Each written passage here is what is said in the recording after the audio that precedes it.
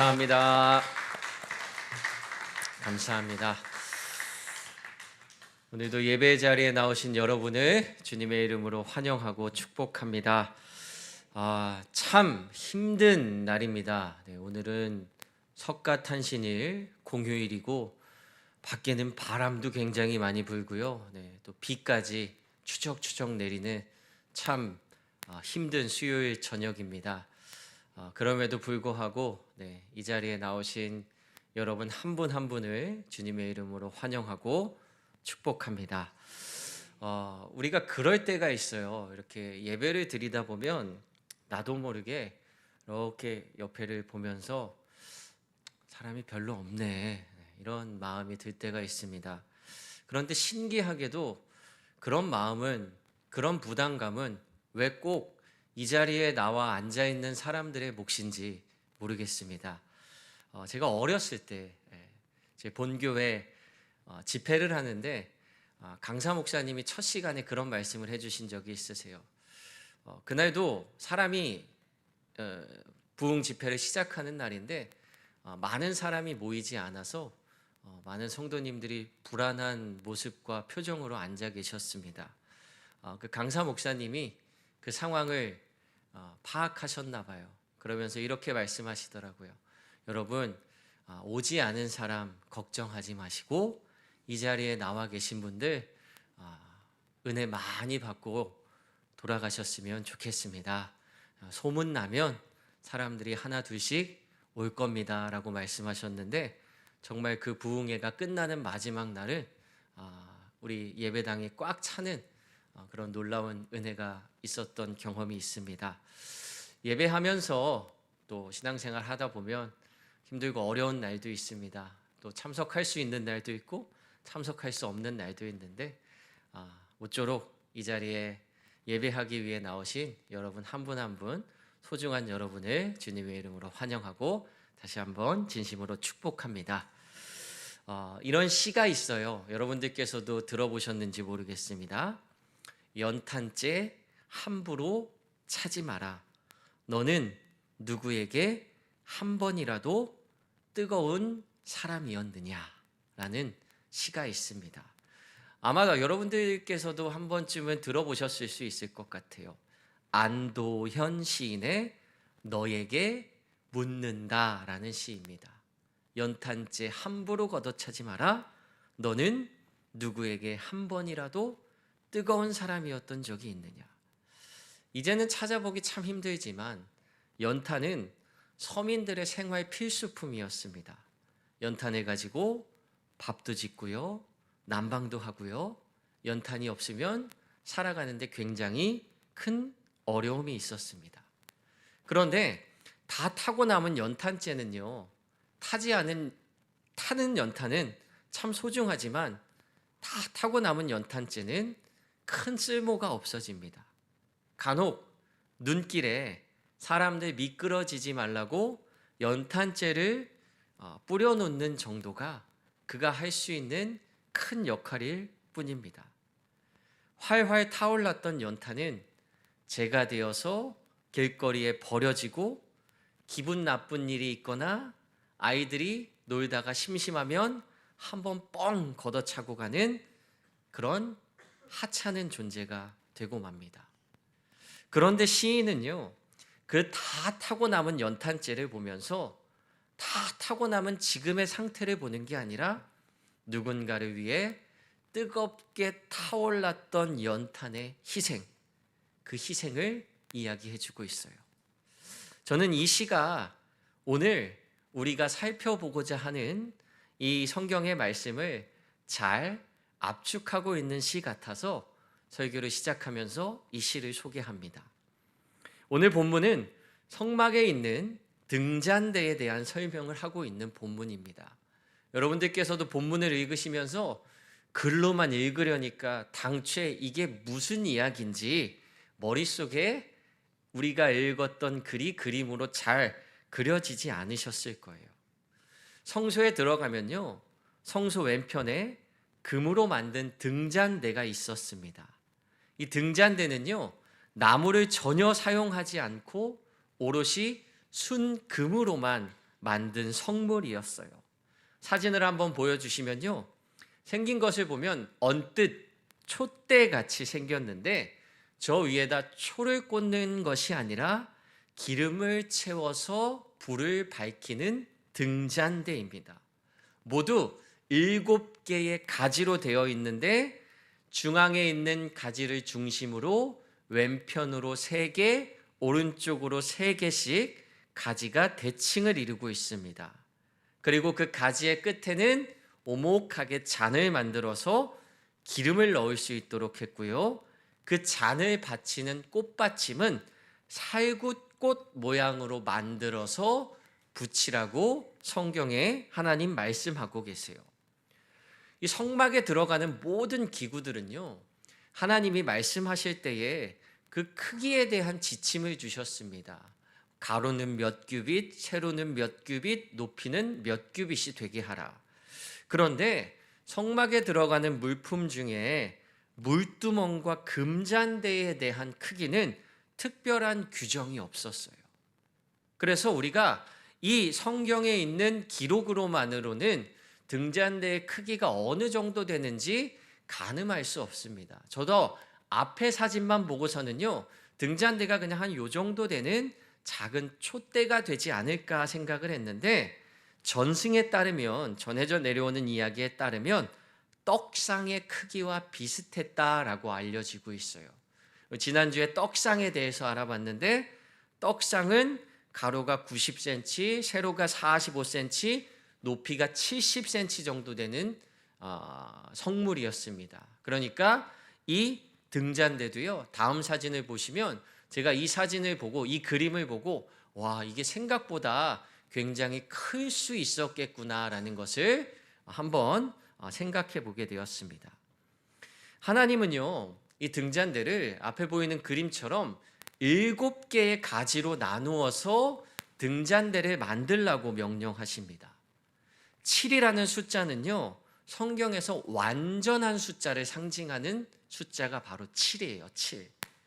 그런데 이렇게 7가지로 갈라진 촛대는요, 7가지로 갈라진 빛을 밝히라고 하신 이유는요, 완전수인 7, 그러니까 완전한 빛을 상징하는 것이 바로 이 등잔대라는 겁니다.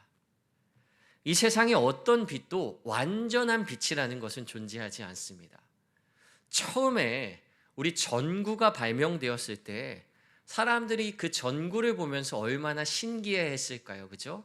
어둠 속에서 우리는 등에 불을 붙이거나 초에 불을 붙이면서 살아왔는데 전구, 전기를 통한 그 불빛을 보면서 와, 세상에 이렇게 좋은 빛이 날 수 있구나 사람들은 생각했을 거예요. 그런데 전구의 시대가 지나고 형광등의 시대가 왔습니다. 전구보다 훨씬 더 밝고 얼마나 환한 빛을 비춰주는지 우리 삶이 그렇게 윤택해졌어요. 야, 세상에 이 형광등 쓰는 집에 살다가 전구 쓰는 집에 가면 야, 어두워서 여기 어떻게 사나 말할 정도로 더 좋은 빛이 발견되었습니다. 그런데 요즘에는요, 형광등도 찾아보기가 힘들게 되었죠. 우리 교회에 있는 이 등도 다 LED 등으로 굉장히 밝고 깨끗한 빛을 비춰주고 있습니다. 처음에 이 LED 등이 나왔을 때 뭐라고 광고를 했냐 하면요, 이 LED는 전구처럼 수명이 없대요. 반영구적이래요. 그래서 사람들이 와, LED 등 진짜 좋은 거다라고 했는데 우리가 쓰다 보니까 이 LED 등도요, 고장이 나서 결국에는 교체해 주어야 되는 그런 경험들을 하게 됩니다. 세상에 완전한 빛, 완벽한 빛이라는 것은 있을 수가 없어요. 이 당시의 사람들은요, 하늘에 있는 태양을 완전한 빛이라고 생각했습니다. 왜냐하면 태양이 비춰주는 그 빛으로 농사도 짓고 태양이 비춰주는 그 빛의 따뜻한 온기로 세상의 모든 에너지가 발생하기 때문에 태양을 모든 에너지의 근원, 완전한 빛, 그래서 한 나라의 왕은 태양의 아들이다 라고 이야기했어요. 그런데 과학자들이 연구한 결과 태양도 영원히 타오르는 빛이 아니라고 합니다. 수소 덩어리로 이루어진 이 태양도요, 언젠가 다 타버리면 꺼지는 빛, 영원한 빛이 아니래요. 그런데 하나님은요, 성막 안에 이 7개의 가지로 빛나는 등잔대를 통해서 우리에게 완전한 빛이 무엇인지를 알려주고 계세요. 완전한 빛. 오늘 본문 출애굽기 25장 31절 말씀을요, 영어 성경 킴 제임스 버전의 영어 성경으로 보면요, 금 촛대를 가리키는데 영어 본문으로 한번 띄워주실까요? 안 읽으셔도 됩니다. 네, 저도 영어를 잘 못해서 이게 무슨 영어로는 해석을 하지 못하는데 제가 설명드리고 싶은 거는 이런 부분이에요. 오늘 본문 31절을 우리 한국말 성경으로도 한번 보여주실래요? 너는 순금으로 등잔대를 만들 때 그 밑판과 그 줄기와 그 잔과 그 꽃받침과 그 꽃을 한 덩이로 연결하라. 이렇게 한국어로 해석해 놨는데요. 이걸 영어 성경으로 보시면 그 밑판, 그 킴 제임스 버전으로 다시 한번 보여주시겠어요? 네, 그 밑판, 이 그를 영어 수업 시간 같은데 그라는 이 대명사를 쓸 때 it이라는 대명사를 쓰지 않고 사람을 지칭할 때 쓰는 인칭 대명사 his, HIS라는 단어를 쓰고 있는 것을 발견하게 됩니다. 간단하게 설명하면요, 이 금촛대를 설명할 때 그 부분들을 설명할 때요, 이게 그냥 물건으로 상징하면서 설명하는 것이 아니라 우리에게 완전한 빛으로 오신 예수 그리스도를 상징하는 듯한 비유로 이 금 등잔대를 설명하고 있다라는 거예요. 하나님은 성막을 지으시고요, 그곳에 이 등잔대를 만들게 하셨습니다. 그리고 이 금 등잔대는요, 우리에게 오신 완전한 빛, 다른 그 어떤 것으로도 대체할 수 없는 완전한 빛을 상징하는데, 그 빛이 무엇이냐? 바로 우리를 위해 이 땅에 오신 빛이신 예수 그리스도를 상징한다라는 말씀이에요. 우리는 하나님을 만나러 갈 때요, 내가 내 능력으로 하나님을 만나러 간다라고 생각할 때가 굉장히 많아요. 사실 오늘 여기 교회에 오면서도 진짜 여러분들도 아마 그런 고민 하지 않으신 분이 없으실 것 같아요. 오늘 노는 날인데, 그죠? 그냥 끝까지 놀고 싶은 마음 여러분 왜 없으셨겠습니까?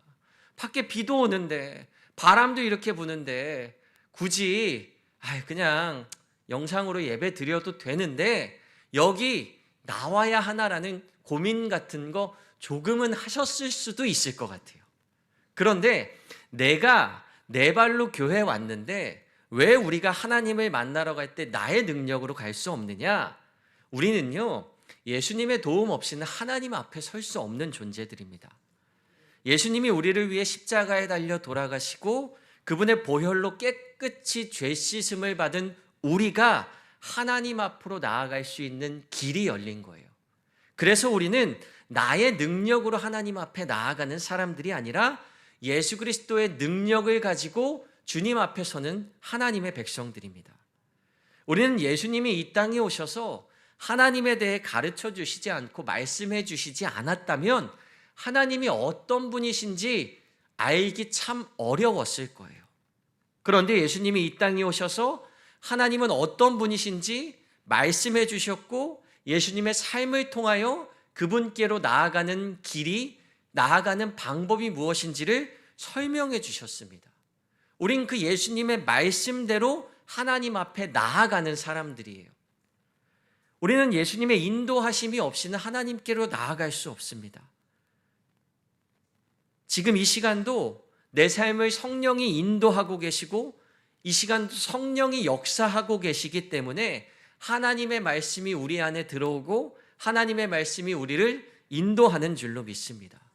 우리는 완전한 빛이신 예수 그리스도, 그분을 통해서 하나님께 나아갈 수 있고요. 성막에 있는 이 완전한 빛을 상징하는 등장대는 바로 우리에게 오신 예수 그리스도를 상징하고 있다는 것을 여러분들께서 기억하셨으면 좋겠습니다.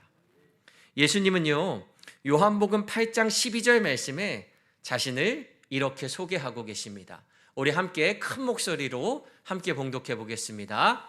예수께서 또 말씀하여 이르시되 나는 세상의 빛이니 나를 따르는 자는 어둠에 다니지 아니하고 생명의 빛을 얻으리라. 나는 세상의 빛이니 나를 따르는 자는 어둠에 다니지 않고 생명의 빛을 얻을 것이다.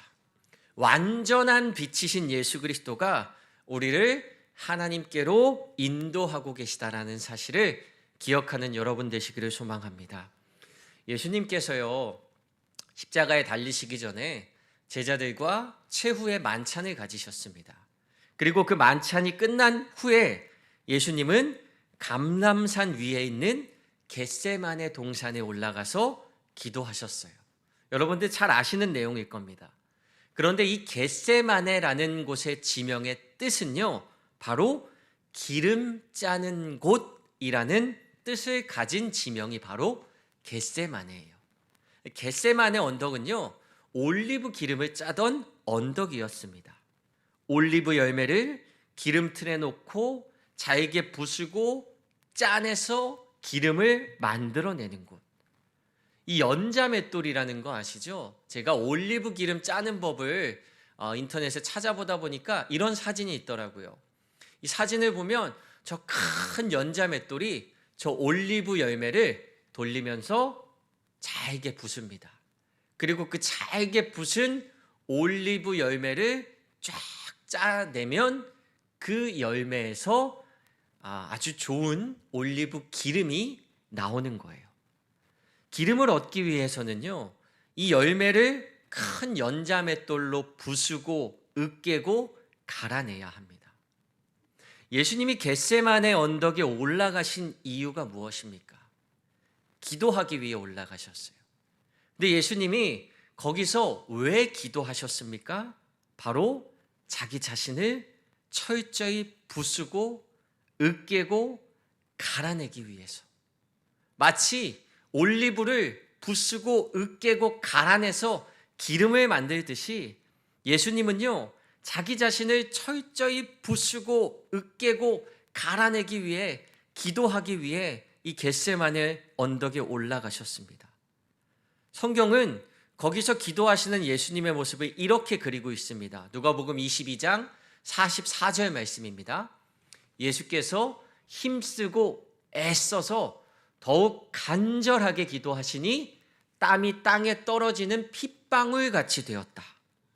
예수님은요, 땀이 핏방울이 되는 것처럼 처절하게 그 겟세마네 언덕, 기름 짜는 언덕에서 처절하게 자기를 깨트리고 으깨고 부서뜨리십니다. 이 과정이 얼마나 괴로운 과정이었는지 예수님이 기도하면서 이렇게 말씀하셨어요. 22장 42절 말씀. 이르시되 아버지여, 만일 아버지의 뜻이거든 이 잔을 내게서 옮기시옵소서. 자기를 깨트린다는 것이, 자기를 부서뜨린다는 것이요, 얼마나 어렵고 고통스러운 일인지, 예수님도 얼마나 감당하기 어려우셨는지, 오죽하면 이 잔을 내게서 옮기시면 안 되겠습니까? 라는 기도가 나올 정도로 참 처절하고 힘든 시간을 그곳에서 보내셨다라는 거예요. 그런데 하나님은요, 그런 예수님의 기도를 듣고 그냥 알아서 좀 이겨내봐라고 하지 않으시고요, 누가복음 22장 43절을 보니까요, 천사가 하늘로부터 예수님께 나타나 힘을 더하였다. 하나님이 천군 천사를 보내주셔서 그렇게 자기를 깨트리고 으깨고 부서뜨리는 그 고통 속에 있는 예수님을 도와주시고 힘을 더해 주셨다.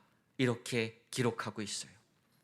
예수님은요, 자기 몸을 으깨고 갈아서 그곳에서 기름이 되셨습니다. 그리고 그 기름을 가지고요, 우리를 환하게 비춰주시는 밝은 빛을 만들어 주셨어요. 우리에게 구원의 빛을 비춰주셨고요, 영원한 생명의 빛을 비추고 계시는 예수 그리스도의 희생과 사랑을 우리가 기억해야 합니다.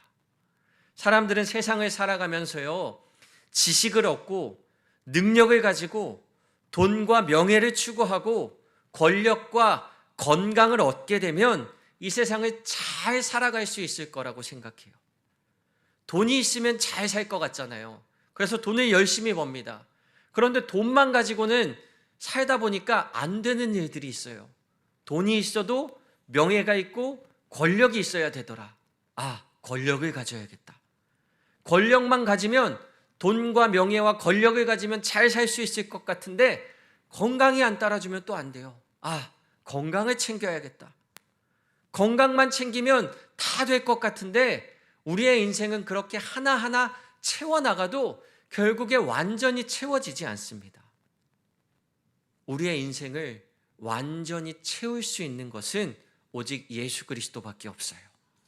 이 땅에 생명의 빛으로 오신 예수 그리스도의 빛이 우리에게 비출 때에 겟세마네 언덕에서 자기 자신을 으깨고 깨트리고 갈아 넣어서 그 기름을 만드시고 그 기름으로 생명의 빛을 비추시고 불을 만드신 예수 그리스도의 그 사랑이 아니면 우리는 이 세상을 살아갈 수 없다라는 거예요. 그분의 놀라운 사랑을 기억하면서 날마다 주님과 함께하는 여러분들이 되시기를 소망합니다. 예수님은 우리에게 그 기름을 부어주시기 위해서 오르지 않아도 되는 겟세마네 언덕에 오르셨습니다. 그리고 예수님은 그곳에서요, 깨지지 않아도 되는 게 깨지셨고요, 부서지지 않아도 되는데 부서지셨어요. 그렇게 그 기름으로 등잔대에 기름을 채우시고 그 빛으로 우리를 비추고 인도하고 계십니다. 성막에 있는 이 금으로 만든 등잔대는요, 단순히 그 공간을 밝히는 그런 성물은 아니었습니다. 우리에게 오신 완전한 빛 예수 그리스도를 상징한다라고 말씀드렸어요. 그런데 재밌는 것이요, 성경을 읽다 보면 요한계시록에 가면 이 금으로 만든 촛대를 교회라고 설명하는 구절이 등장합니다. 요한계시록 1장 20절 말씀, 우리 함께 한 목소리로 읽어보겠습니다. 내가 본 것은 내 오른손에 7별의 비밀과 또 7 금촛대라. 7별은 7 교회의 사자요, 7 촛대는 7 교회니라. 7 촛대가 교회를 상징하는 것이라면 우리 교회 역시 예수님처럼 완전한 빛을 발하는 공동체가 되어야 하는 줄로 믿습니다. 예수님께서 겟세마네 동산에 올라가셔서 스스로를 깨트리고 으깨서 기름을 짜내신 것처럼 우리도 기름을 짜내서 세상을 밝히는 금 촛대, 금 등잔대가 되어야 합니다. 예수님이 우리에게요, 참 어려운 사명을 맡기고 하늘로 올라가셨어요. 말이 좋아서 너희들이 세상에 복음을 전하라 이렇게 말씀하셨지, 사실 곰곰이 생각해 보면 복음을 전한다는 게, 예수 그리스도의 사랑을 전한다는 게 얼마나 힘들고 어려운 일인지 모릅니다. 깨지고 부서지는 그 수많은 과정을 통해서 예수님처럼 우리도 세상에 빛을 비추는 삶을 살아가라고 말씀하신 거예요. 깨지고 부서지는 일은요, 참 아픈 일입니다. 여러분들도 깨지고 부서져 보셔서 잘 아실 겁니다. 신앙생활 하면서 깨지고 부서졌던 경험이 얼마나 많이 있으십니까? 잘 신앙생활 하다 보면 예기치 않게 오는 시험으로 인해서, 관계의 문제로 인해서, 어려움으로 인해서 깨지고 부서지고 처절하게 낮아지는 우리의 모습을 발견할 때가 있습니다. 그렇게 한번 된통 깨지고 나면요, 그 충격이 얼마나 오래 가는지 몰라요. 신앙생활 잘하고 있다가 한번 이 경험을 맞고 나면요, 다시 예전의 모습으로 돌아가기까지 얼마나 어렵고 힘든 시간을 겪는지 모릅니다.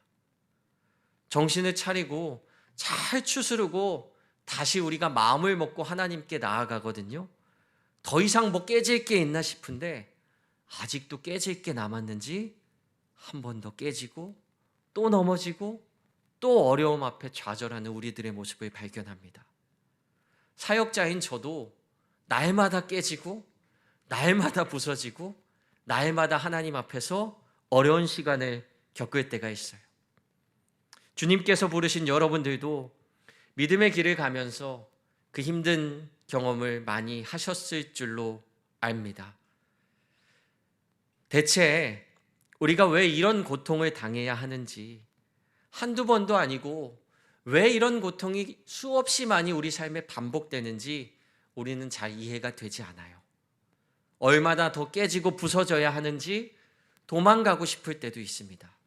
하지만 주님께서는요, 그 겟세마네 언덕에 오르셔서요, 우리를 위해 피땀 흘리며 기도하시며 자기의 삶을 깨트리고 부서뜨리고 마지막 하나까지, 마지막 그 피 한 방울까지 우리를 위해 흘리며 생명의 기름을 짜내셨다라는 사실을 기억하시길 소망합니다.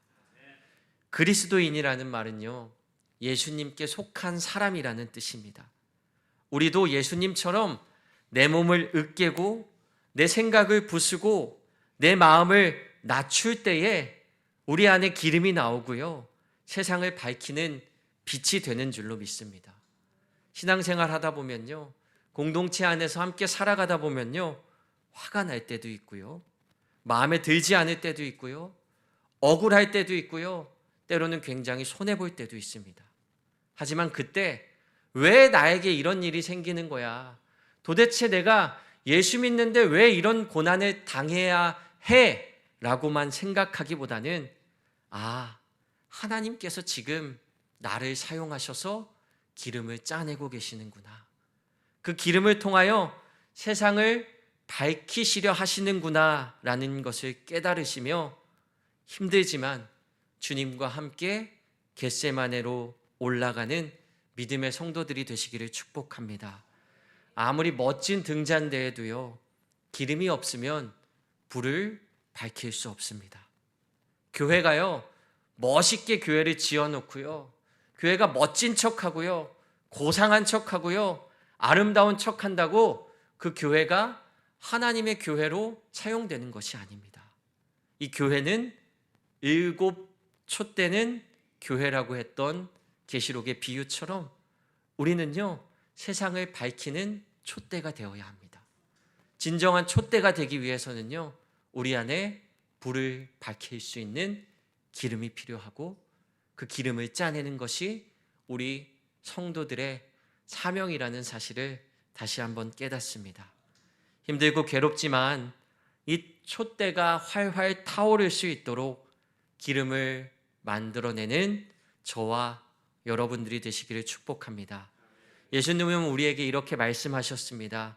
마태복음 5장 14절 말씀, 잘 아시는 말씀이니까요, 우리 크게 함께 읽겠습니다. 너희는 세상의 빛이라. 산 위에 있는 동네가 숨겨지지 못할 것이라. 예수님은 우리가 세상의 빛이 되기를 바라십니다. 세상을 밝히는 아름다운 빛으로 빛나는 우리 삼산교회가 되길, 그리고 그 빛을 만들어내는 여러분들이 되시기를 축복합니다. 기도하겠습니다.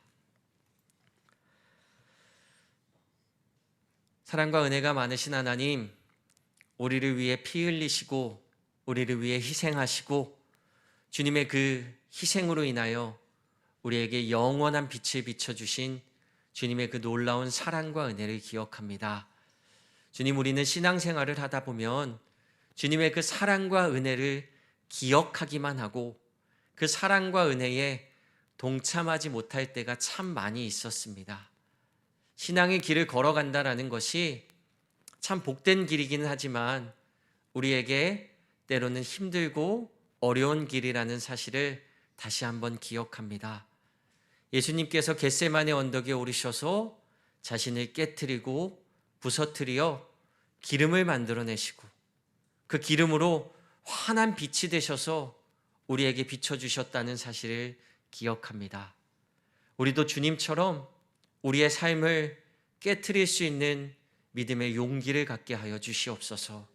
그리고 그것이 결코 손해보는 삶이 아니라, 그것이 결코 헛된 삶이 아니라 이 세상에서 가장 가치 있는 삶이고 가장 귀한 길이라는 사실을 기억하면서 예수님의 길에 동참하는 믿음의 성도들이 될 수 있도록 주님 축복하여 주시옵소서. 감사헌금 가족여행 하나님의 은혜 가운데 무탈하게 다녀오게 하심을 감사드립니다.